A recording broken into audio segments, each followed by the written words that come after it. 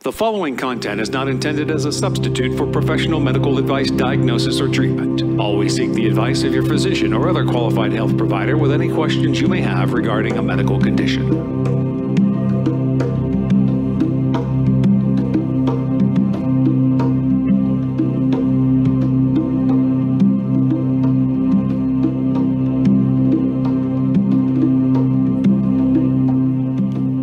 Hello, everyone, and welcome to Always Another Way podcast.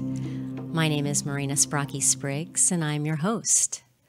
I have a master's in professional counseling. I am the IPPY Award-winning author of Stop Looking for a Husband, Find the Love of Your Life, and Nasty Divorce, A Kid's Eye View. I write positive divorce advice for the HuffPost, and I'm trained in clinical hypnosis. And this podcast is for out-of-the-box thinkers, and it's for people who hear the call of hope and always another way. And if you're very rigid and set in your beliefs, this is probably not your cup of tea. However, you should note, tastes can and do change. And today, really briefly, I want to talk about our February partner and sponsor, Ozone Clinics. And you can find Ozone Clinics at ohzoneclinics.com. And I want to tell you a little bit about ozone therapy. On December 23rd, I started to get a cold, and I don't know if you're like me, but I can feel when sickness is coming on. I can feel it in my body. I get a tickle in my throat, and I thought, oh, geez, here it comes. So I had heard about it from a friend. I went in there. I did the ozone in my ears, and I did the ozone sauna. And after I got out, I could feel all of that kind of gunk move from my head sort of down a little bit more towards in between my head and chest. Well, the next day, it was the 24th and 25th of December. They weren't open. I went back again on the 26th, did the ears in the sauna again, never got sick. Well, last week, I had 2 children come down with the flu. And of course, they were in my care, and I did not want to get sick. But I had been going to ozone regularly, building up my immune system, and I am happy to report that I never got sick. So I urge you to check out Ozone Clinics if you've never heard of ozone therapy. It is absolutely amazing, has more than 100 benefits. And if you look back to episode 59, I talk with Jennifer Dillon, who is one of the owners of Ozone Clinics, and you can learn all about ozone therapy. But today, we are going to switch gears a little bit, and we're going to talk about aromatherapy, the power of plant botanics, and energetics to heal the body and mind. And my guest is Sunnye Goldston. She spent 20 years in technology, with the last 10 years working her way to a mindful lifestyle. And she's now dedicated to showing others just how simple it can be. She focused her love of natural living and data to become a certified aromatherapist, and now helps demystify these powerful natural techniques for others. Sunnye's approach to holistic aromatherapy includes the power of plant botanics with energetics to heal the body and mind. Sunnye is now a mindful lifestyle mentor, and she brings all of her experience in self-care techniques and mindful living for those seeking balance in their busy lives.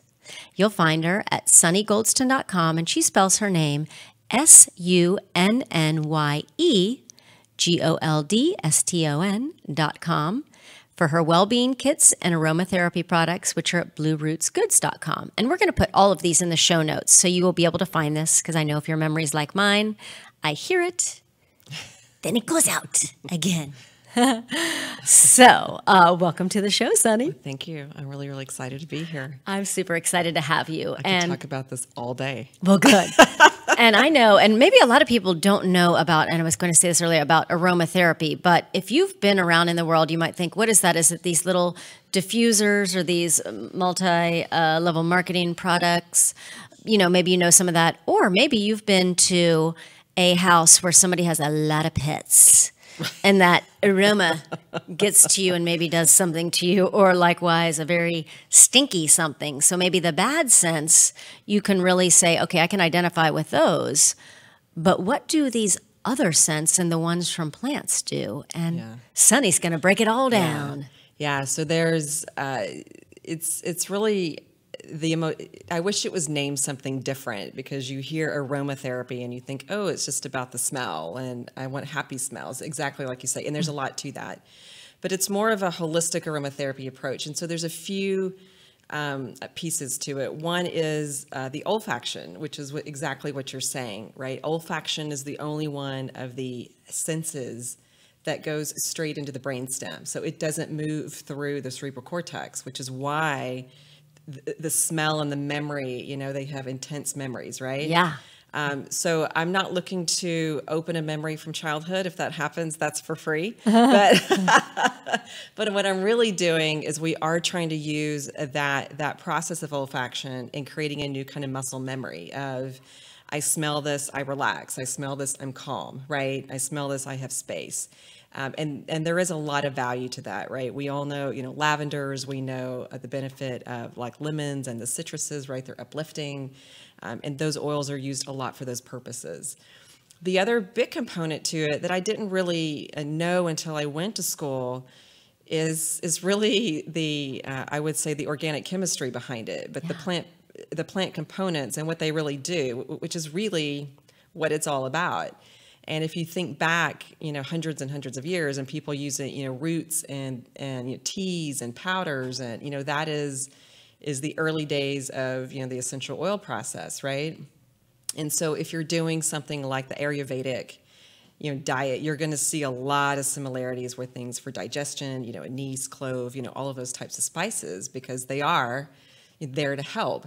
So the plant components, is really the power behind it, in understanding which ones are really good to reduce the inflammation in the body, which means it's inflammation everywhere. It's in the chest, it's in the gut, it's in the muscle, it's in the nervous system, right? Yeah. Cannabis, the cannabis industry, there's loads of research out there on plant components, as you can imagine, right? Yeah. And that you know, dovetails into a lot of what we're doing in essential oils. So there's the approach of how the oil can help the body. And when I work with people, I want to know what medication they're on. I want to know, you know, what is happening in the body, right? So that I can better understand the best way to approach it. And then sometimes you just want something that smells nice because it calms you down, right? Yeah. Some of the oils smell like medicine, so they don't smell as great, but they have a different, you know, use. And then others, you know, we're using it for both. We're using the anti-anxiety properties as well as the smell. And then on top of all of that, you have the energetics, right? So we're all vibrating at a frequency, right? You know, all things. And the oils are the same. You know, they vibrate at different frequencies. So there's a very energetic approach to either the country they're from or how they're produced, or the history behind it that I do put into that as well. Some people want to hear about that, some people don't, but it's always there. Yeah. Well, let's go. And like, so how does it all like kind of, how does it work? And how do you start with it? So for one, I have to say, I have to be in a good mood when I'm doing it. I don't like to work on doing the blends or working on something if I'm not in a good state. It's like my heart's not in the right spot. I don't know how else to describe it. So from an energetic perspective, you know, I need to be, you know, open, right? And then we start. And that's nice. You want to bring it from the get-go and just not taint anything. Absolutely. Mm-hmm. If I'm something is just wrong, and I feel like it's you know, it's just not coming together, I just put it aside until I'm ready, because there's no need to go through all that, right? That's nice. Yeah. And I can usually tell when I make something and I'm like, oh, this is going to be the thing, and it's the one that they really love. And I feel like there's a lot that's either passed to me to say, okay, this is what you need to be doing, right? Or I'm in an open space.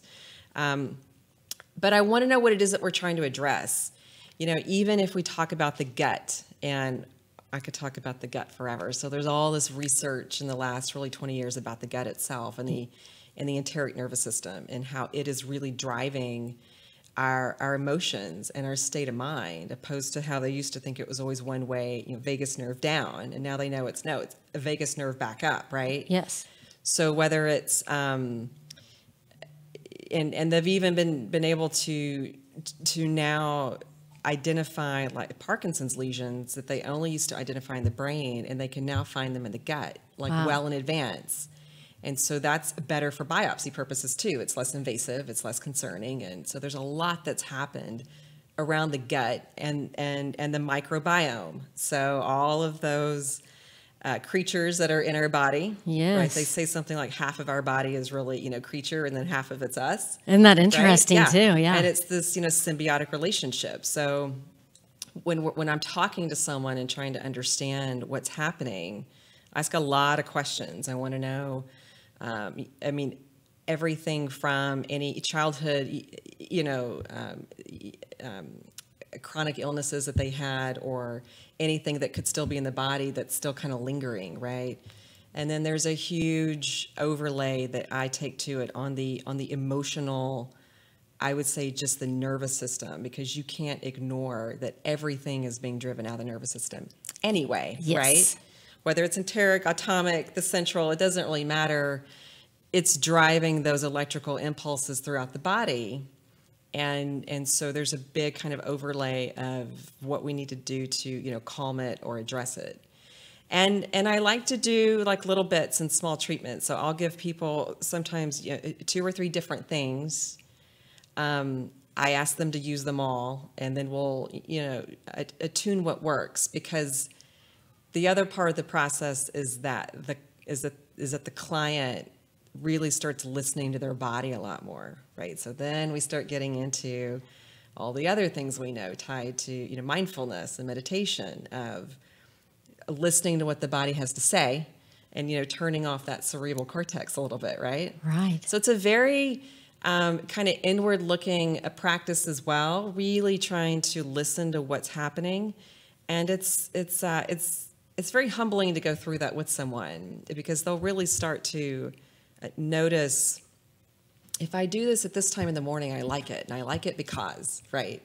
And so now they're able to start create these little habits for them too, right? Yeah. Or I like when I do it, and then I have a glass of water, or they'll really start to piece together these things that work, and it's all related. It's all tied together. Yeah. So it's a very in-depth kind of process, and I'll give them a readout that says, here's the oils, and here's the botanics, and here's what we're doing. Sometimes I'll give them the energetics. So there's usually folklore about something. So like today I used laurel leaf. Well, laurel leaf is good for the respiratory system, but it's also what the Romans used for courage. So oh, nice. I'm going to be talking today. So I'm like, I want laurel leaf on, right? So, there's those little things that you can bring too, that has a long history behind it and how they were used. That's very nice. It's a lot of fun. So so someone comes to you and they say, okay, I have these issues and I want to work on them. How do they use, how do you use these kind of oils? So that is one of my favorite questions. Yeah. Douse. Yeah. Everyone thinks they need oil. Like they think I need to buy the oil, and then they don't know what to do with the oil, right? Or they'll say I have like 12 oils at home and I don't know what to do with them, right? So it's really not about the oil. So there's a few things. It's all about how the plant component gets absorbed into the body.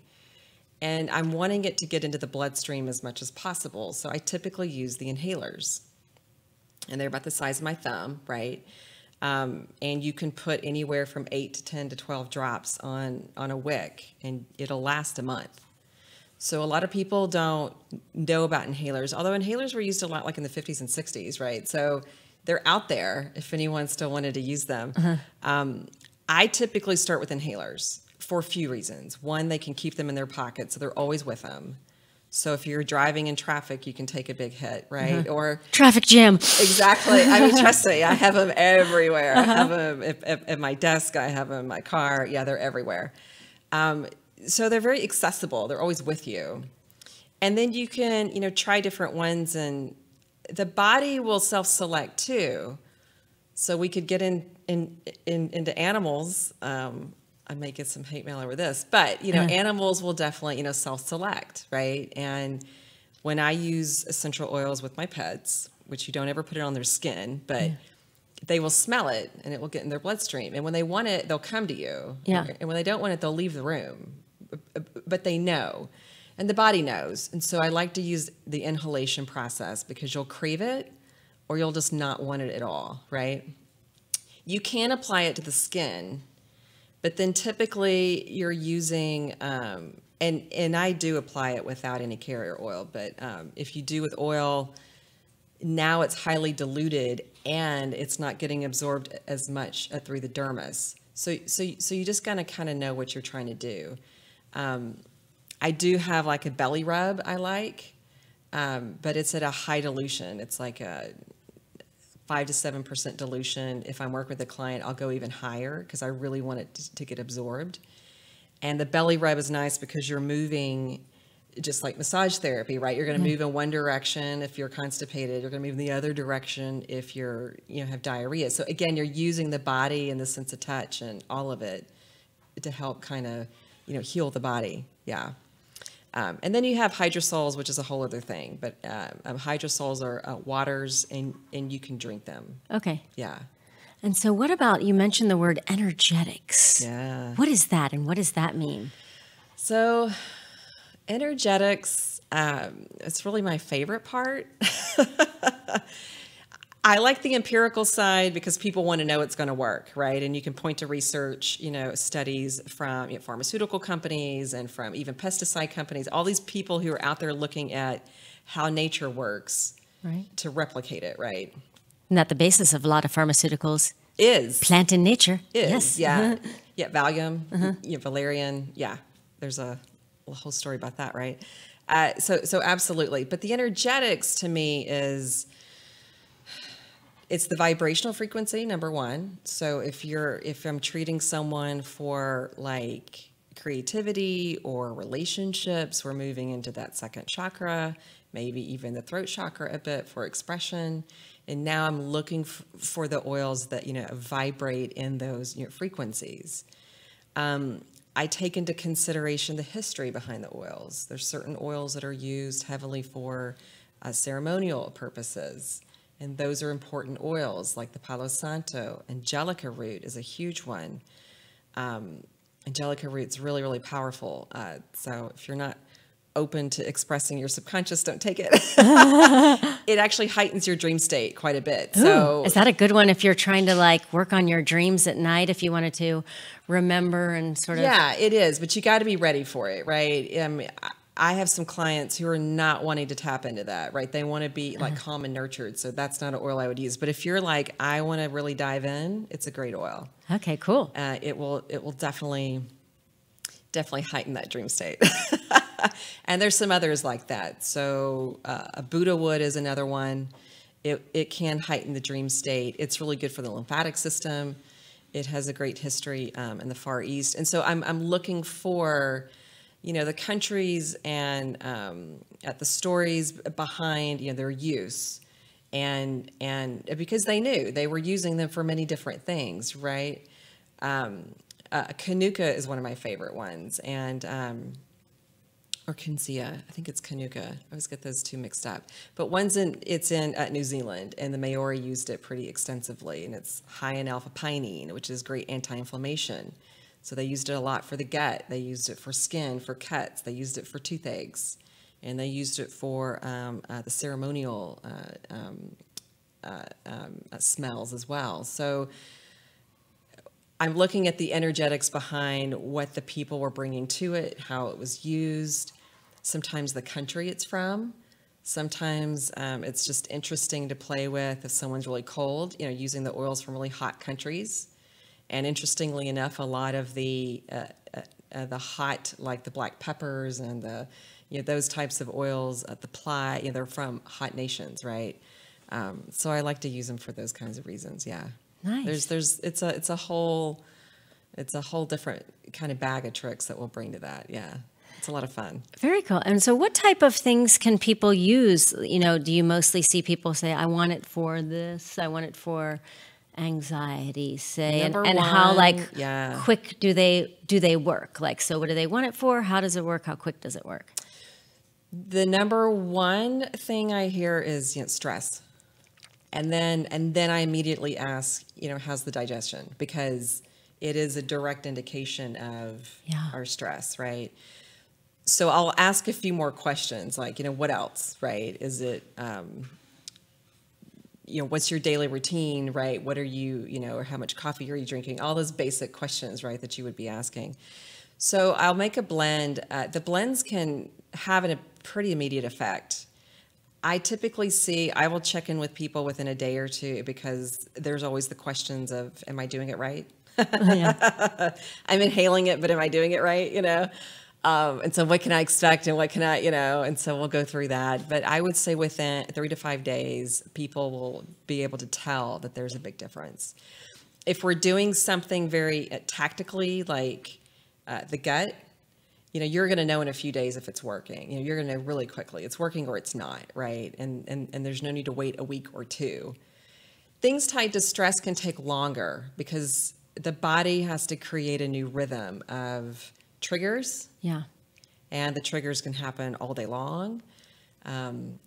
Once you think you've conquered one, another one's going to pop up, right? So when it comes to pure stress, I tell people it'll usually take about 30 days to get to where you feel like you're in a different rhythm. But you'll notice the effects pretty quickly. Right. Yeah. But I feel like that takes longer because we don't really understand how the stress is affecting us. And the 30 days allows us time to unpack a bit of that. They know if they're not digesting. They know if their tummy hurts. They know if they're congested in their chest, right? We're coming up in a flu season, right? Head cold season, right? So they know when their lymphatic system isn't working and that kind of thing. So for those kind of ailments, I would say that we're looking at just a few days, right? You're going to know pretty quickly if it's helping. I would say at the outset 3 to 5 days. Yeah. And then, so how do you know? So if somebody, I know you have a product line of stuff, and we'll talk about that and all the things you offer. But how do people know? Like, because there's just oils everywhere now. What's the oil scoop? Yeah. So I don't use any MLM, the oils. If you use them, use them. They're good oils, but I don't. People are in one camp or another, and I don't want to get into that, right? There's a lot of, I would say, misinformation out there. It's not necessarily all wrong, but it's very misleading. So like people think they can take frankincense or lavender for like everything, right? Like I have a muscle that's inflamed, just, put frankincense on it, right? Well, it's a good tonic and they all have some anti-inflammation properties in them because plants, they're trying to stay healthy and not mold and all those things, right? So there's those kinds of properties in all the oils, but if you have a muscle inflammation, you're going to go to something specific, right? So what I find is people don't really understand what they have and how to use them. I would say on average, what I do see is that most of what people are consuming are kind of basic tonics, like a ginger or a turmeric or a lavender. They're kind of this holistic kind of tonic, but they're not going to laser in on something and like get the job done, if that makes sense. Yeah, it totally does. So, or just smelling up a room. Yeah, yeah. And so diffusers, to get to diffusers for a minute, so the oil companies are going to push anything that's going to move oil. So they're going to have you diffuse. Diffusing, you're only going to pick up a very small percentage of what's diffused in the air. Yeah. And so it's a great way to have something in the room to help kind of calm you for the day, but it's not going to be, again, that kind of big hit. It's not going to be the thing that moves the needle, so to versus speak. Directly inhaling it. Exactly. And diffusing is not always practical. So, you have to be in an office environment where they allow it. You have to be in a space where you can use it. If you've got, kids, you want to use oils that are very kid safe. So there's a lot of kind of barriers to that too. And then the oil companies are going to also push, often I see the roller balls and, you know, that kind of thing. And which is fine. I would say on that, I do see a lot of people just using like a lot of oil, like 6, 8, 10 different, you know, oils in a blend. And there's just no need for that. The oils are very powerful. I usually don't do more than 1, 2, or 3. Sometimes I do 4, and maybe I do 5. But if I do 5, I'm usually asking myself why. Because just like a lot of pharmaceuticals, you take a lot and you're counteracting something else that's helpful. So you don't need to use these blends Everything. with 8 and 10. I mean, I just cringe when I see it. I'm like, I don't even know what this is supposed to do. You know, I'll look at some of the list and I'm like, we're just all over the board. I think we're just trying to sell oil. You know what I mean? And so you really can laser in on just a few things and use them, you know, that way.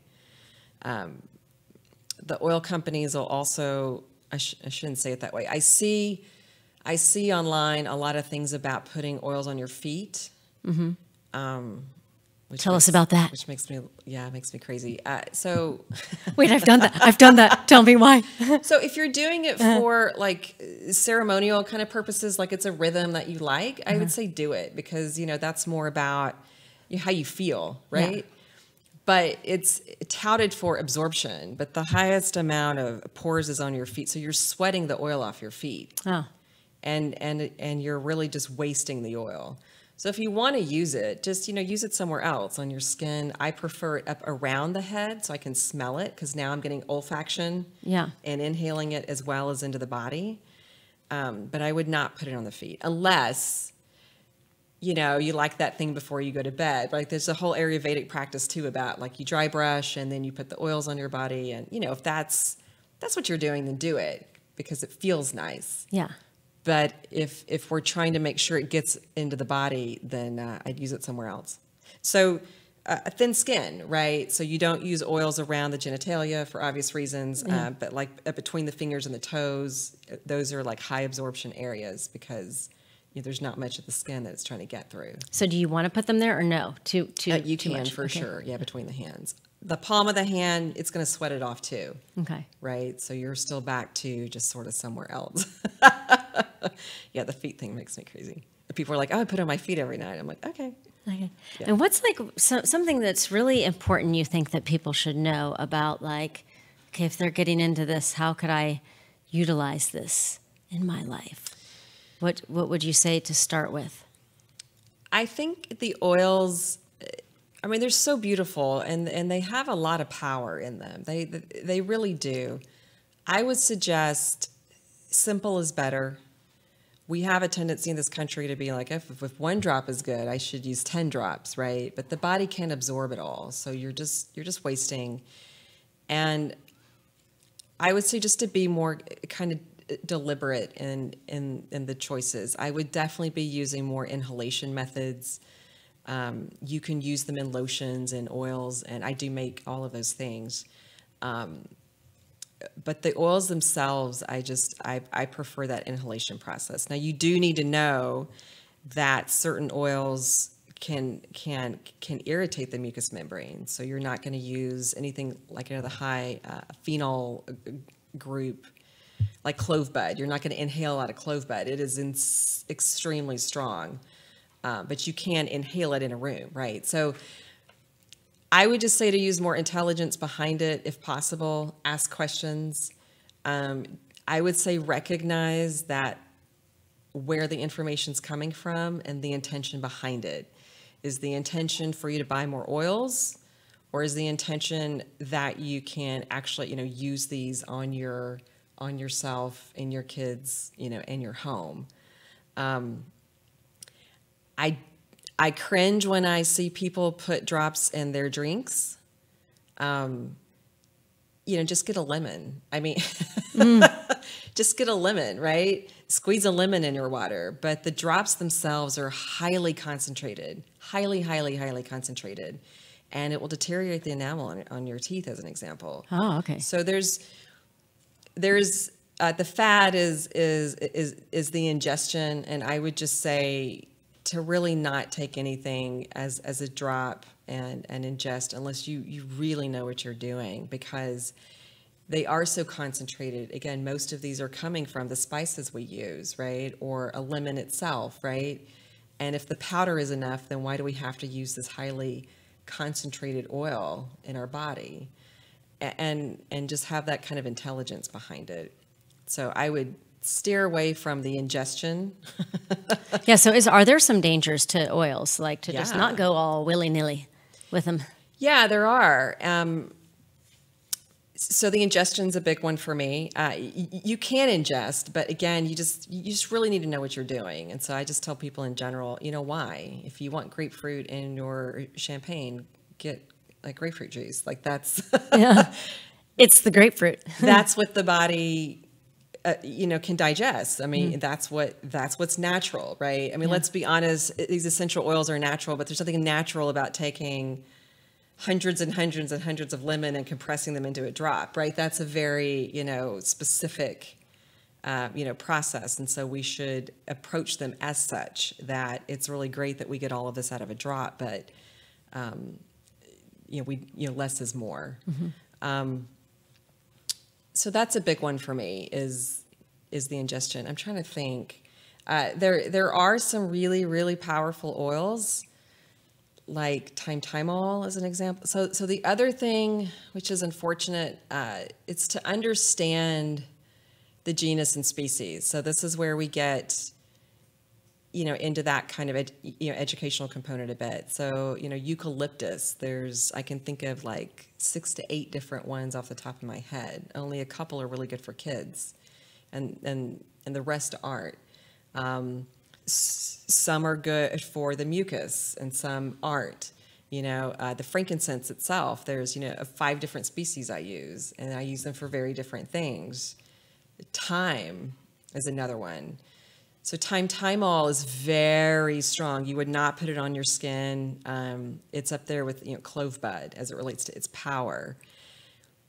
But there's also a thyme-linalool. So thyme-linalool is really good for the nervous system, and you would bathe in that stuff all day long. So if you didn't know that and you were to pick up thyme because someone said, "Oh, go get thyme," you wouldn't know. And if you put all of that thymol on your skin, you're going to burn it. Yeah, no good. No. So that's the other piece that I see out there that I kind of cringe is that there's not specificity when treatments are given, that you can't just say a plant name. You really need to give that genus and species and then explain, why. Because each of the species, right, have a very different plant, a report, right? Their plant components are different. Right. So that's another one that I see out there that really, that one to me is probably one of the worst, because I've seen people recommend, a specific species that was absolutely the wrong one, and they were just giving it the common name. And then maybe you can use it and then it doesn't work for you, or it irritates you, and then you're just turned off by it entirely. Yeah. And probably recommend finding somebody like yourself who's very, very knowledgeable in this field. And I'm then very you big can on the education. I mean, I do have products, but I'm really trying to help educate and say, if we come up with a formulation that's for you, I give you the formulation and say, if you want to buy it and, self-manage, go ahead. Right. And yeah, I try to give, here's why this works. Here's a research study if you want to look at that. Here's, a story about the folklore if you want to read that, right? But really trying to help people take ownership of it, themselves, because I think we are all unique. Yeah. And so we need to apply what we're doing uniquely with what energetically feels right. And, that's what you need to do, and I don't blame the ISAs, the independent sales agents of the MLMs. I mean, they're repeating what they're getting for information, right? So I completely understand that, but it can be dangerous. And so there are some very, very powerful essential oils that can be a neurotoxin. So they're really good in a small dose, but you would only use them for a very small period of time. You would only use them in very, very small dosage. and you would not use them beyond that. And they're neurotoxins, and people, you know, they need to be careful. Yeah. Danger. Yeah. Your brain will shut down. Yeah. Yeah, that's no good. Yeah. No. Yeah. So let's talk a little bit more about you and Thrive Mindfully and just what Okay. people can expect, like if they want to come to you and all this kind of good stuff. Yeah. So I've been in tech for 20 years, like you said, and I like to say, I crawled my way to a mindful lifestyle for about 10 years. It took me a long time to get there, to really, I've tried all different things and really tried to get to the point where I was living the way I wanted to live, right? I didn't want to give up the good job and the busy life per se, but I wanted to live with more purpose and more meaning and you know, balance. And for so long, I thought I had to go live on the mountain and like just, you know, leave everything. I used to tell my boss about once a year, I'm going to pack up and get floaties on the dogs, and we're just going to live on the beach. He's like, and then what? You know, Who's going to pay for it? exactly. That's a good question. I think I'll stay a little longer. So, after I finally got to the point where I felt like, oh, this is what it's all about, I felt a big calling to sort of help the struggle of the good life, so to speak. I feel like a lot of people who don't have a big story in their background, they don't have trauma, you know, thankfully, or, you know, something big that's happened, but they're still struggling, right? We're still inundated with information. We still don't know how to get through our day without the constant notifications and the constant. And we've not been able to evolve. And, you know, I love the phones and whatnot. I've been in tech. I love what they've done and how they've changed our life, but we have to choose how we absorb it, like all things, even like essential oils. Yeah. So I have a 90-day program to a mindful lifestyle, and I have a 30-day jumpstart your meditation practice. So depending on what it is that you're looking for. In the 90 days, we will go through and really dive into, you know, mindset, right? What's happening, you know, what do you want, right? And really start to dive into those questions again that we probably haven't asked in a long time. Sure. All we just know is Flying blind. yeah. I know I was. Yeah, all we know is what we've been doing is not working anymore, and we don't know who we are, but we know what we're not. And we sort of reach that point. And then we go into a pretty heavy receive and connect phase, and we move into actually moving outward, because there's a tendency, which is what I did for so long, to move in and compartmentalize and to block everything off. And the hardest thing was to learn. Numb squash. Exactly. And then you learn, oh no, I have to go out. Like, I have to be open, and that's a lot harder, but it's so rewarding when you finally get there, right? And then we move through creating an actual personal practice that works for you. So whatever your religious or spiritual beliefs, or whatever your life rhythm is, your kids, you know, I mean, everyone again has a unique way of having to move through life. I do use a lot of aromatherapy, as you can imagine. Yeah. And we use a lot of other different techniques and modalities to get people into really a bag of tricks, so that we're training for that marathon of life and not the sprint, because life will be there to knock you down when you never knew it was there, right? And so we look to prepare for. It's really a practice of resiliency, is the way I like to think of it too, right? Like, you know, how do you bounce back? Yeah. Because you're constantly bouncing against something. So, you know, how do you uncover that and find balance and, you know, learn to bounce back? Yeah. So that's what we do. And it's been so rewarding, and it's humbling. And these are, you know, smart women, and it's just a powerful experience to really go through, you know, with them, and kind of guide them, hold them accountable, because that's the other thing. You know, we won't do it if we're not being held accountable. Right. I know this. I like to be held accountable otherwise. And there's, you know, I've done it too. I've gone through mentorships myself, and there's a lot of value in it. And I really want people to get to that state of mind much faster than 10 years, because it doesn't really need to be all of that pain and all of that frustration, really. Right. Right. Especially when you have kids in the house, or even when the kids just leave, right? There's no need to to keep trying the old things that aren't working. And it's been powerful for me. It's changed my life, this practice. It's changed my relationships for sure, without question. And I just want everyone to